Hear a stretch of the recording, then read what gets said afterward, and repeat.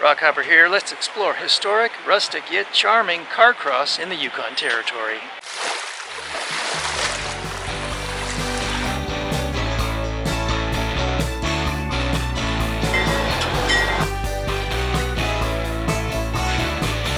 Here in Carcross, they have one big piece of jade. The mosquitoes are big here. That's no exaggeration. Most everything seems big in the Yukon, except for one thing, that is, the smallest on Earth. I'll tell you about that in just a bit. Situated beside Lake Bennett, the historic town of Carcross was born of the Klondike Gold Rush. This town of about 300 people is rustic, eclectic, and a bit funky, and was perfect for a guy like me to explore. It has, however, become quite the tourist town, and I was fortunate to see it late in the day when the crowds had departed.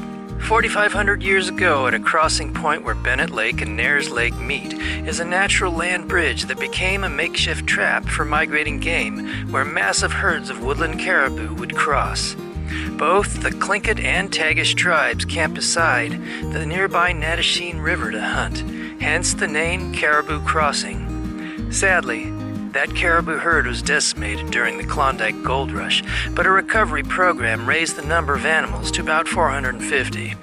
In 1904, Caribou Crossing was renamed Carcross, an abbreviated version of the former as a result of some mail mix-ups with the Caribou Regional District in nearby British Columbia. The modern village began in 1896 during the gold rush and was a popular stopping place for prospectors going to and from the goldfields of Dawson City.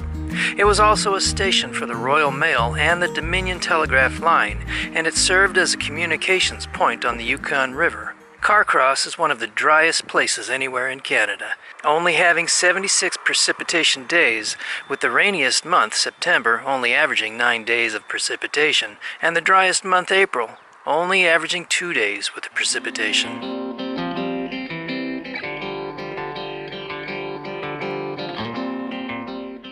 This has resulted in what Carcross bills as the world's smallest desert at just about 1 square mile in area.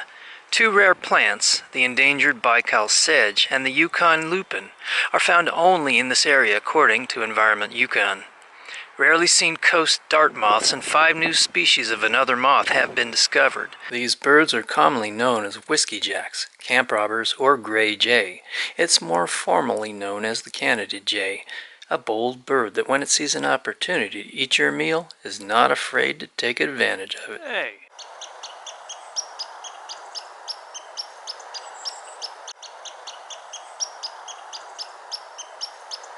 Then another large creature came along, a much larger beast, and thankfully it wasn't coming for my breakfast. A black bear was sauntering through.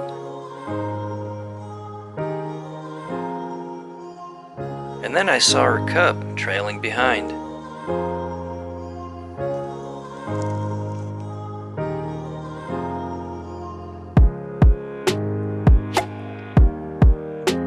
I quietly stood near the car as I filmed them, and soon they wandered back into the woods. After parking for the night in the desert, I headed back into town. I wandered into an interesting old building housing a shop, and then took a stroll around town.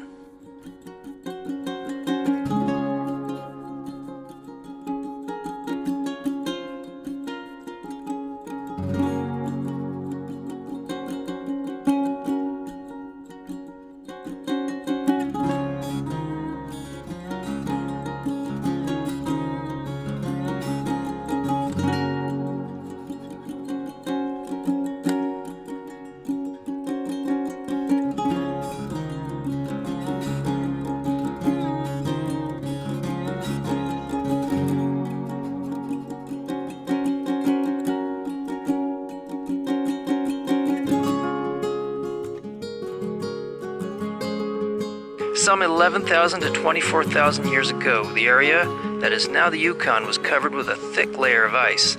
As the ice melted and glaciers retreated, the land was left with deep valleys. Massive lakes formed around the glaciers, then shrank, scattering beaches in between the mountains. Wind picked up sand from those beaches, resulting in expanses of dunes. It's a process that still happens today. Sand from the shores of nearby Lake Bennett makes up a part of the Carcross Desert. But is it really the world's smallest desert? I'll tell you more about it in a little bit. If you want to escape the tourists, come late in the season and late in the day. From Carcross, you can take a scenic 8-hour-long train trip along the route of the 1898 Gold Stampeders, a 120-mile round-trip journey to Skagway, Alaska and back. Along the way, you'll have a 45-minute layover at the historic train depot built in 1903, which now houses a museum at the historic settlement of Bennett, accessible only by the train or by hiking the Chilkoot Trail. All aboard!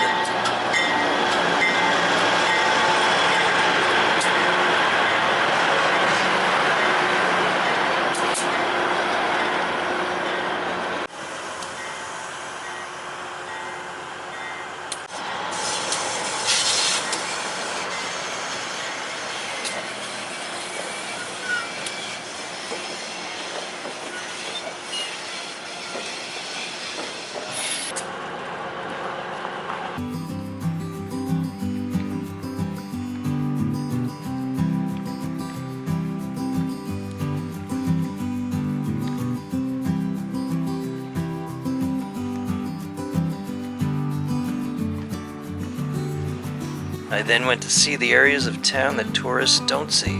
The equally historic and more authentic places awaited my discovery, and I was gonna be pleasantly surprised at what I would find.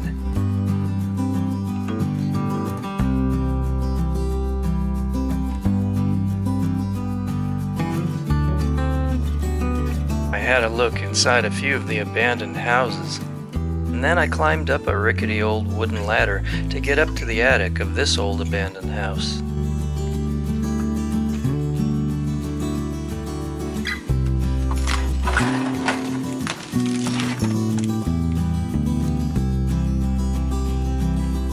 Encouraged by the bits of old newspaper I found, I investigated further, and it wasn't long before I'd found a page from a newspaper from 1920. Just pause the video if you'd like to read the ads from that era.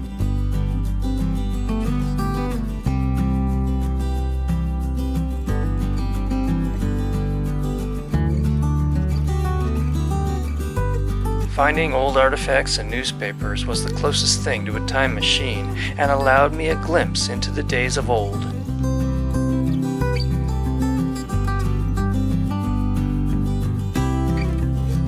I had to wonder what else was hidden within these old structures. So is Carcross really the site of the world's smallest desert? Well, that depends on what you read. The Carcross Desert technically isn't a desert, but rather the sandy remnants of a glacial lake, and by standards of precipitation, barely falls outside the margin of being a true desert with around 255 millimeters, or just a hair over 10 inches of rainfall a year according to the Weather Channel. The Lompoul Desert in Senegal, Africa, is mighty small at about 18 square kilometers. South Africa's KwaZulu-Natal, claiming to be the smallest desert, is just 11 hectares big. Nevertheless, Carcross is a beautiful area to visit, set amidst wondrous mountains and lakes, and there's plenty to explore and much history here. I hope you enjoyed exploring historic Carcross with me in the Yukon Territory. Don't forget to give me a like on the video, share, and subscribe. Until next time, this is Rockhopper. I'll see ya.